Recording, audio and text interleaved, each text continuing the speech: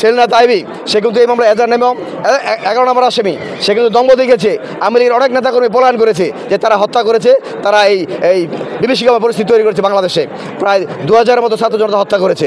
এই আইবি দম্ভ দেখেছে, সে কিন্তু বাড়ি থেকে লড়ে নাই। সে মনে করেছে আমি মেয়র আইবি, আমাকে কে ধরবে।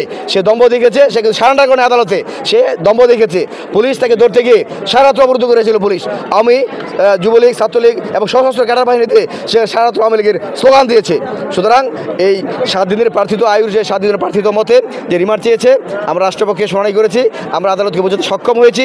সেজন্য এই মামলার হত্যাকাণ্ডের প্রকৃত ক্লু এবং গোলাবারুদ, অস্ত্র কোথায় আছে, কারা কারা এই মামলা জড়িত, প্রকৃত রহস্য উদ্ঘাটনের পরিপ্রেক্ষিতে বিজ্ঞ আদালত সন্তুষ্ট হয়ে 2 দিনের পুলিশ রিমান্ড মঞ্জুর করেছেন। ডাক্তার সেলিনা তাইবিকে 2 দিনের পুলিশ রিমান্ড নিয়েছে। আমরা মনে করি এই 2 দিনের জিজ্ঞাসাবাদে পুলিশ রিমান্ডের মাধ্যমেই এই হত্যাকাণ্ডের প্রকৃত রহস্য উদ্ঘাটিত হবে ইনশাল্লাহ।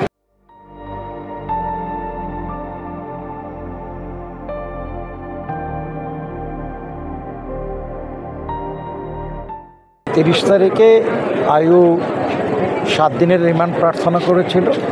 আমরা মহামান্য সুপ্রিম কোর্টের হাইকোর্ট বিভাগের tender number, lawyer certificate, court লিস্টের সার্টিফিকেট দিয়ে বলছি উচ্চ আদালতে মামলাটা বিচারাধীন আছে, শুনানির জন্য আছে। উনি আজকে 7 তারিখে পুনরায় দিন ধার্য করছে রিমান্ড শুনানির জন্য। আজকেও সুপ্রিম কোর্টের হাইকোর্ট বিভাগে এটা কজ লিস্টে শুনানির জন্য আছে। আমরা হাইকোর্টের সার্টিফিকেট, কজ লিস্ট এবং দিয়ে আমরা একটা দরখাস্ত দিচ্ছি শুনানি পর্যন্ত কার্যক্রম স্থগিত রাখার জন্য। বিজ্ঞ আদালত আমাদের বক্তব্য শোনার পরে রাষ্ট্রপক্ষের শুনানি অন্তে 2 দিনের রিমান্ড মঞ্জুর করছে।